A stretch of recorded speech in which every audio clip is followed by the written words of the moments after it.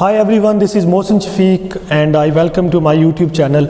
आज की इस वीडियो में हम करने जा रहे हैं स्पीकिंग की आपको शॉर्ट सी टिप्स एंड ट्रिक्स बताऊंगा कि किस तरह आप इन अ शॉर्टर टाइम अच्छी प्रिपरेशन करके अच्छे बैंड्स हासिल कर सकते हैं। सो स्पीकिंग में आपको पता होगा कि हमारे पास 3 पार्ट्स होते हैं स्पीकिंग के और 9 बैंड्स के लिए स्पीकिंग होती है।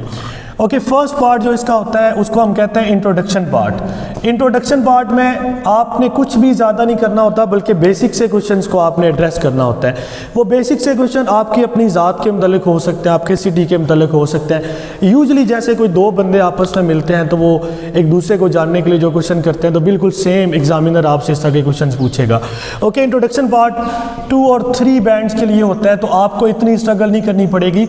और यहाँ पे इंट्रोडक्शन पार्ट में आपको 2 और 4 क्वेश्चंस को एड्रेस करना होता है। वो बहुत बेसिक लेवल के होते हैं।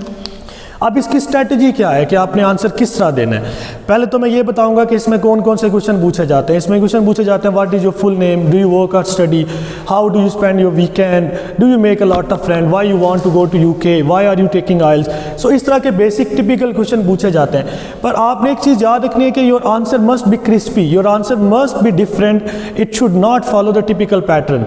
Like if your examiner ask you what is your full name, so इसका आंसर ये नहीं होगा my full name is this one. Try to extend your answer by saying my full name is this one, people call me with my first name, so you can call me with this name. Okay, so this is the basic strategy जो यहाँ पे students lack करते हैं।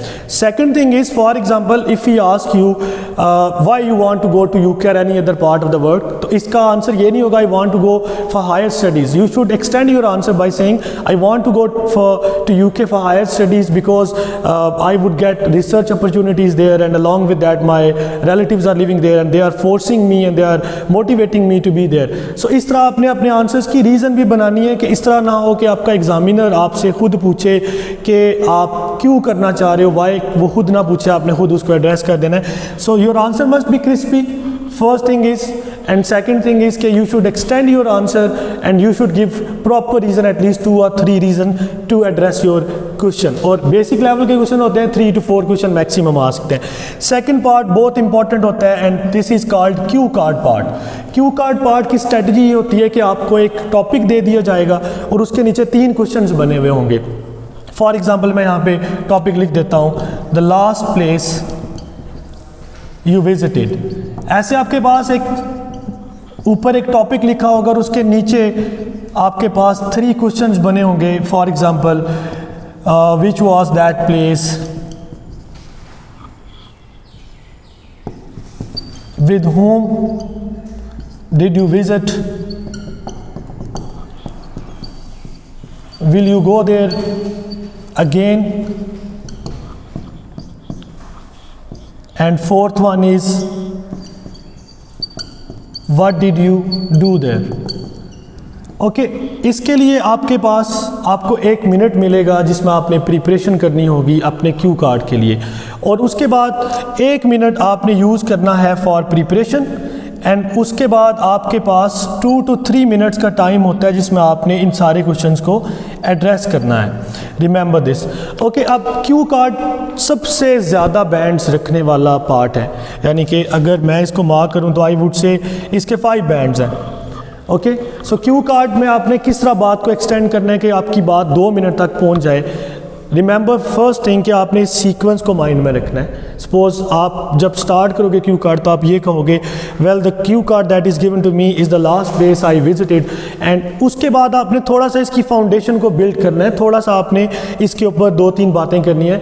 We often visit natural places and we often like to go with our relatives and friends. इस तरह आपने एक foundation create करनी है एंड लेटर ऑन आपने 1 by 1 इन क्वेश्चन को एड्रेस करना है। इट्स वे बेटर प्रैक्टिस कि आप एक एक क्वेश्चन को रिकॉल करके उसका आंसर करो। For example if I would say in a way that my Q card topic is the last place I visited and we often visit places to get more memories, and we often like to go with friends and family.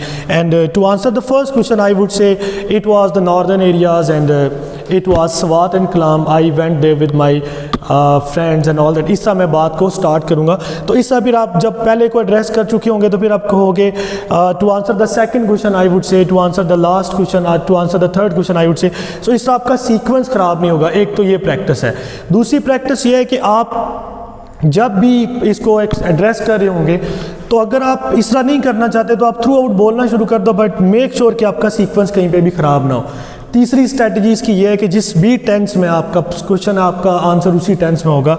अगर यहाँ पे लिखा हुआ है the last place you visited, इसका मतलब है कि पास्ट की बात है तो आपने इसको आंसर भी पास्ट में करना है। मेक श्योर जो आप पॉइंट यहाँ पे बता रहे हो उनके मतलब आपके माइंड में कोई ना कोई आइडिया रहे, बिकॉज तीसरा पार्ट हमारा है। थर्ड पार्ट जो है हमारा that is discussion part. Discussion part में वही क्वेश्चंस आते हैं, उन्हीं की बेस पर क्वेश्चन बनते हैं जो बातें आपने अपने क्यू कार्ड्स में की होती हैं। फॉर एग्जांपल आपने कहा I went to Swat with my friends, तो आपका एग्जामिनर ये पूछ सकता है why did you go with your friends, why not family.